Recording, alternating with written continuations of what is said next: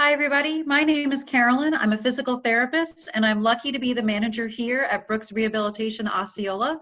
We are located in the Kissimmee, Florida area, and we are excited to be a part of Brooks' new expansion into the Orlando area. What we're here to talk about today is safety and exercising. And I'd like to talk about outdoor exercise for a variety of different reasons. First of all, we live in Florida. We live in a beautiful, gorgeous state with a lot of opportunities to get outside and enjoy some fresh air. Secondly, since the advent of COVID, it's been tougher and tougher to be indoors, and a lot of people have had to leave their gym memberships and figure out an alternative to getting in their daily exercise. So as you may or may not know, it is recommended to get 30 to 60 minutes of vigorous exercise 5 to 7 days a week. That is for weight maintenance.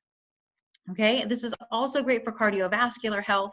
We want the lungs and heart pumping and working properly. We want to keep our muscles active so we can stay strong and not lose strength as we get older. It's important to maintain all of those things.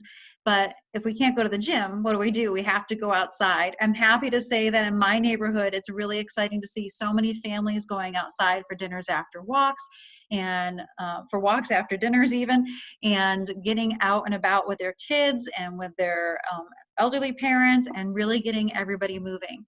But the first thing you want to look at before you start an outdoor exercise program is ask the question, am I healthy enough to start an outdoor exercise program? That means, is your heart working properly? Are your lungs exchanging air well? Is the air quality in your area appropriate for you to get outside and exercise? If you have not had a physical with a physician in the last year, it's a good time to go ahead and schedule one and talk about those concerns and ask the doctor, am I healthy to start a regular exercise program outside? You want to ensure that your system is able to handle, especially the heat and humidity of Greater Florida. It's a beautiful state, but it gets toasty here. So let's start with talking about maintaining your health outdoors in a warm environment. We've been lucky the past couple of months to have some cooler, beautiful weather. One thing that I enjoy doing is running. And this morning on our run, it was 70 degrees, which seems nice, but it was 93% humidity, which means for even a run of under 45 minutes, we would still have water on us or some type of electrolyte drink. When you were as little as 10% dehydrated, your physical performance can decline by up to 30%. That is a pretty significant statistic and it's very interesting. Our bodies are almost 70% water. One thing that I see as a runner are people who do not understand the needs of their body in terms of hydration and end up collapsing. I've seen it in marathons where the weather was warmer than expected. I've seen it even shorter races where people end up going down. If you're new to exercise outdoors and you're not hydrating properly, then you have an additional risk that you could run of getting heat exhaustion, heat stroke, or even just having a bad headache after your workout. As far as hydration goes, you don't have to go and spend a lot of money on fancy sports drinks. You can add a little bit of sea salt and a squeeze of lemon to some water. Just regular water is fine for anything under 60 minutes. It's not a really strenuous effort. You can also even bring things like salted raisins with you to get in some electrolytes and a little bit of fuel and sugar while you're drinking water. Ways to carry water while you're hydrating yourself. If you're mobily exercising and don't have a place where you can just sit a canister, there are things called hydration backpacks that will carry anywhere from half a liter to 2 liters or even 3 liters of water. You can fill those with sports drink or just plain water. I know some people who will take powdered sports beverage and instead of mixing it in the water, they'll do a little powder and then do a shot of water. I'm not capable of that. You can feel free to try it, but it's another great way to carry fuel on your back. It has a great little pocket so you can stick your mask in there in case you have to walk into a public restroom or anything too. Another way is to use a belt. A lot of these neoprene belts have a little pocket so you can throw in a little bit of cash, your ID, chapstick, whatever you like to have with you, your keys, and a couple of water bottles strapped to your side. Or you can even do a handheld water bottle. They'll have like a little wrap that goes around your hand, a little pouch so you can throw your keys in there and you're ready to go with hydration, which is really nice. So first key to exercising safely outdoors is to respect the weather, respect the heat, and make sure that you have hydration with you so that way you don't collapse while you're out there. 2 other things that I also like to make sure of if I'm going outside to exercise is making sure that somebody always knows I'm going out. from that perspective of what if I don't hydrate properly? What if something does happen? What if I roll my ankle? Well, I'm going to have my phone with me, but I also like to send a quick text to a friend or a family member. Hey, I'm going out for a walk. I anticipate being gone for about 30 minutes. Just want to let you know, I'll text you when I get back. And this is a system I have with a few of my friends in the neighborhood. They even do it with their wife because they'll tell their husband they'll forget, they're watching the kids, whatever. So it's good to have that little check-in system. Always have your phone on you in case something does happen, and make sure you have some type of ID. You may or may not have heard of something called Road ID. And again, there's a lot of other products out there. I don't endorse anything, one in particular. Road ID will provide either like a dog tag or a bracelet or even a little plate that will go on your watch, and you can put your name and a phone number for an emergency contact. It'll also have an 800 number and a PIN number for you. And if you choose to do the tracking, which I did choose to do, the EMS, if they pick you up, or a complete stranger, that tracking PIN number will give them access to emergency contact for you. And if it is a medical professional, to be able to get your health history and get you treatment that much faster. So you can even write that on a slip of paper and put it inside your fuel belt or your fuel backpack, making sure that that's there in case you are by yourself. So those are the things that I think about as far as when I'm out and about by myself during the day in a good neighborhood with good lighting, and making sure that I know my surroundings very, very well. The other thing that we like to talk about for safety is personal safety.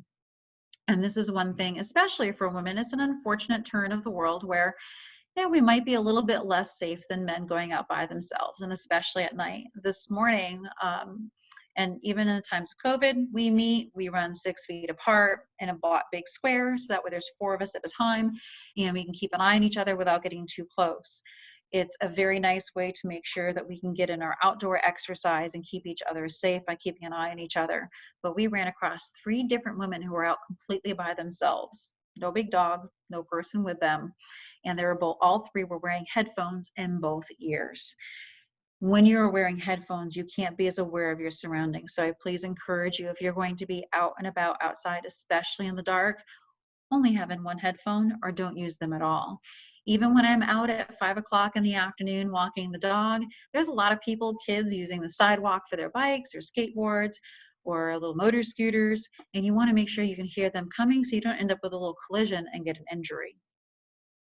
If you have specific questions about personal safety when you're outside doing your outdoor exercise, your local police department will often be able to answer those questions for you. And if you get a small group together, and sometimes they'll even do a little safety class for you. They usually have good brochures and handouts about personal safety when exercising.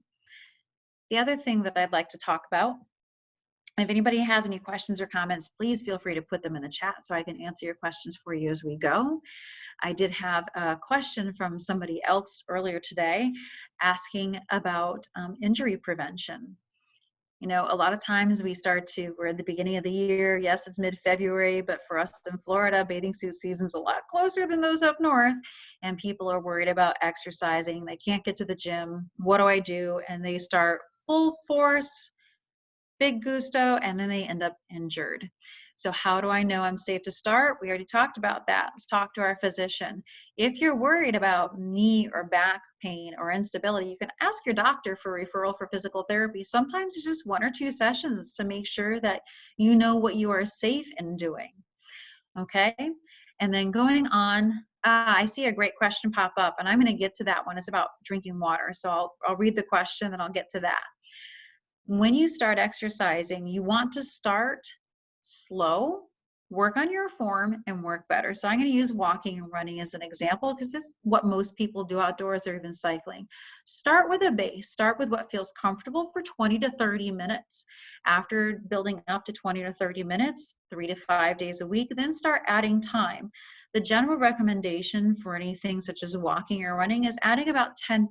So if you start with 30 minutes a day for 5 days a week or 3 days a week, the following week you might do 33 up to 35 minutes of walking or running. You can add that 10% by time or by distance. So this is a great question about drinking water. Do you have a suggestion on how much water I should be drinking when it gets hotter outside?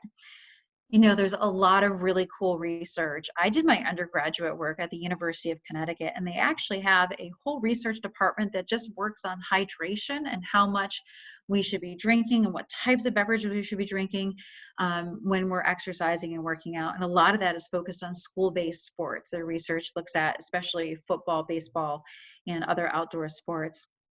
It's a great question. So we think about how much we sweat, and there's a couple of ways to calculate how much you should drink. Once you're already thirsty, it's a little bit too late. You do, of course, want to hydrate, but a great guide that us pelvic floor therapists like to talk about is pee pale.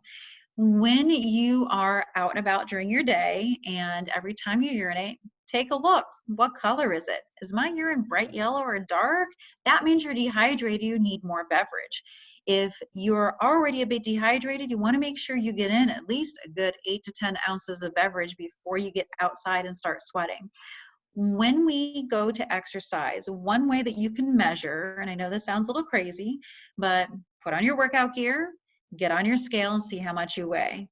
Go out and do your exercise and bring your normal amount of water with you. Usually we recommend anywhere from 8 to 16 ounces an hour or 8 to 16 ounces a mile if you're running, because that running will take a lot more out of you usually.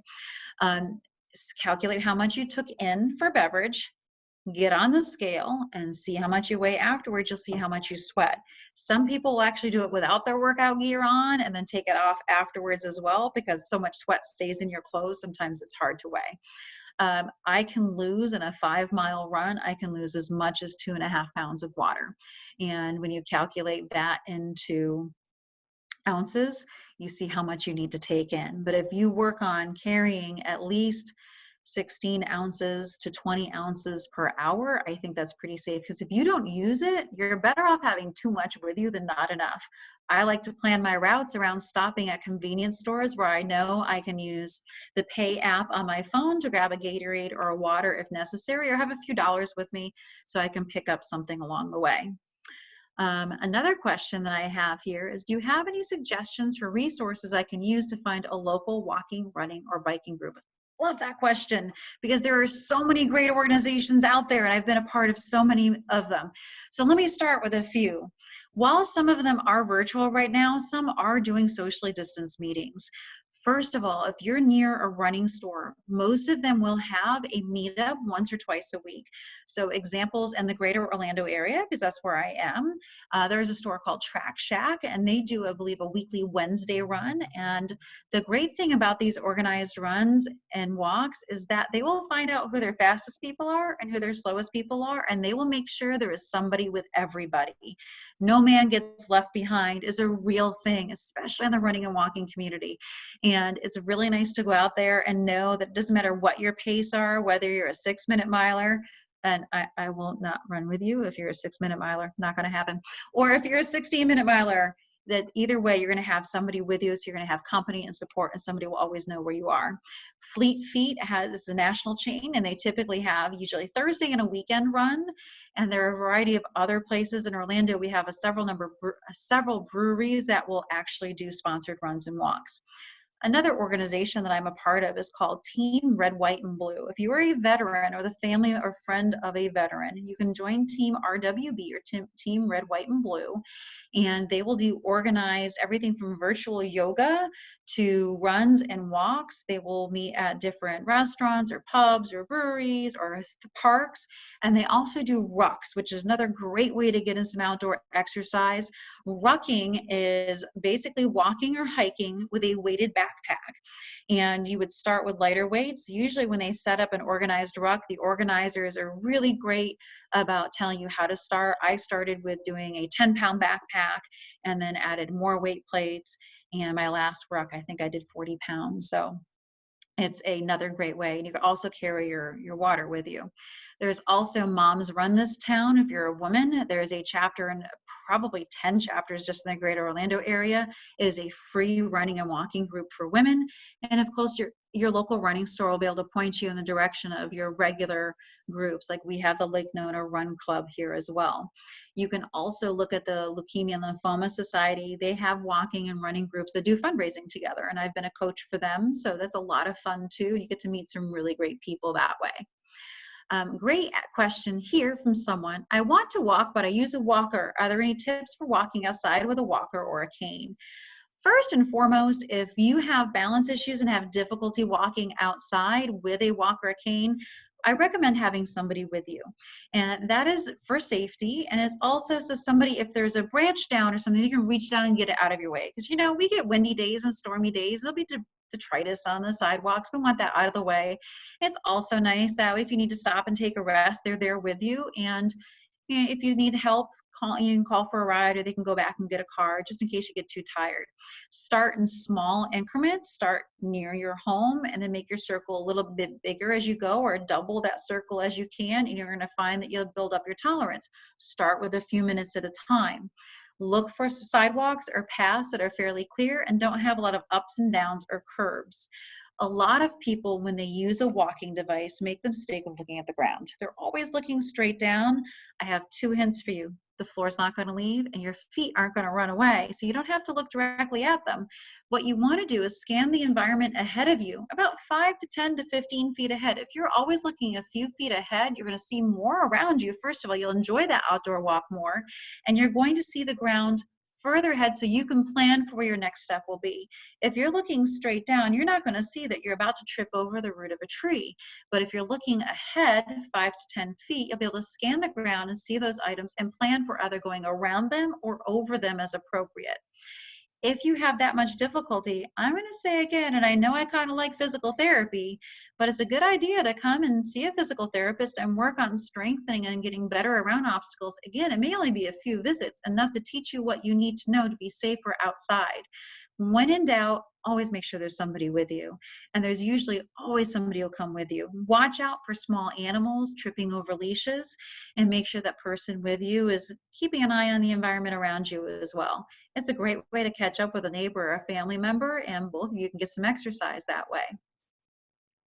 So I'd like to go ahead and wrap up and see if there's any more questions and kind of review what I've gone over. First of all, how do you carry stuff with a walker? Another great question.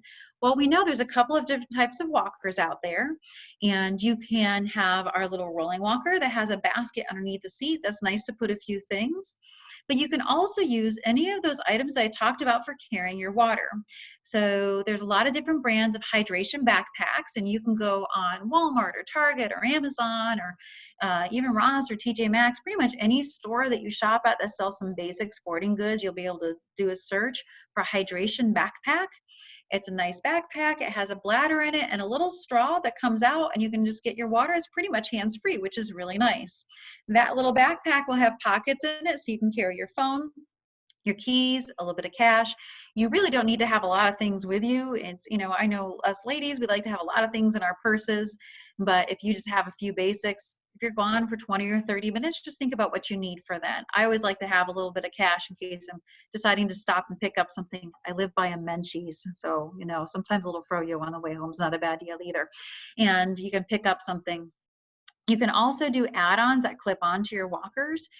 Some people handcraft them on Etsy. You can also purchase these on many medical equipment websites.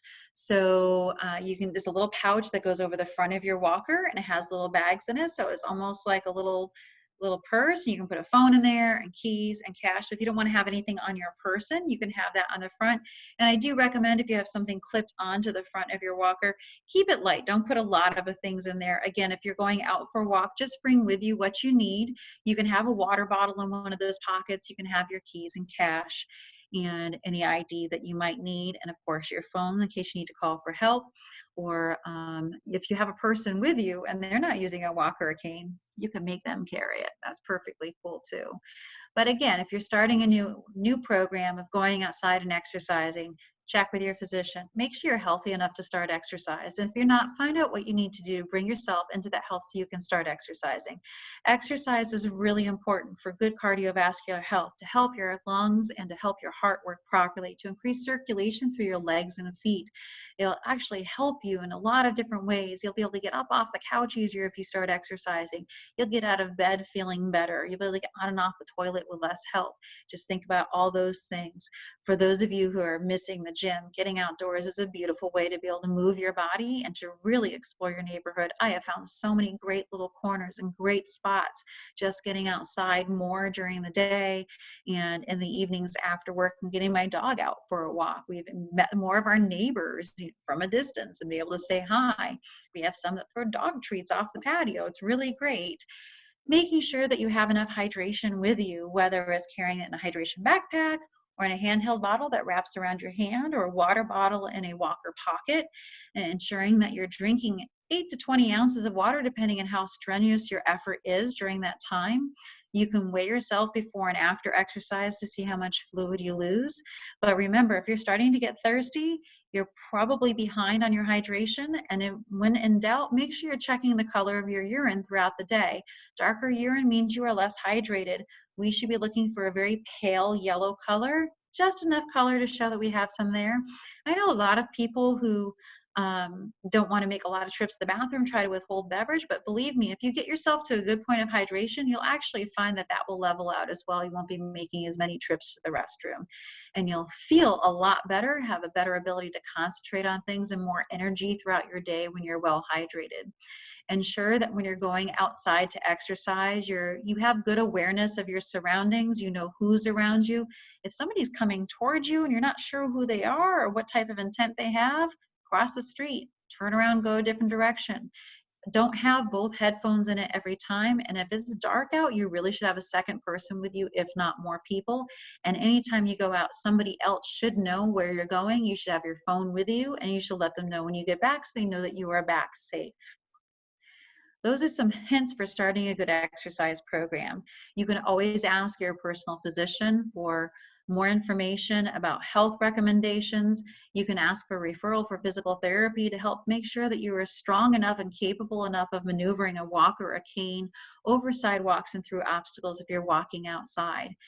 Make sure that you put yourself first. Take care of your hydration. Don't be afraid to call and ask for somebody to come with you, or if you need to stop, to call and ask for somebody to come pick you up. It's perfectly fine. What other questions anybody have? I'll give a few minutes for you to ask a few more. We talked about finding local groups. Any store that sells bicycles or any store that sells running shoes is going to point you in the right direction for that. But again, I love my Mom's Run This Town group. Wonderful groups. They have multiple in every city. It's completely free. We have a lot of fun. Everybody watches out for each other. And the same with a lot of the charity running and walking groups, with virtual coaching going on right now, and with local small meetups of a few people at a time, and socially distanced groups of going out for a run or walk. You can watch on for each other. These resources can also be posted, will be posted with our YouTube video. So all these links will be available, and we'll have a nice little comment section, and I'll be watching the comments if you have any questions for me in the future as you watch. I'd like to thank you so much for your time today, for watching this, and for being a part of our Stay Active program. It is so important to take care of yourself, especially in these days and times. Stay healthy, stay active, and don't be afraid to reach out for help if you need us. We're here for you.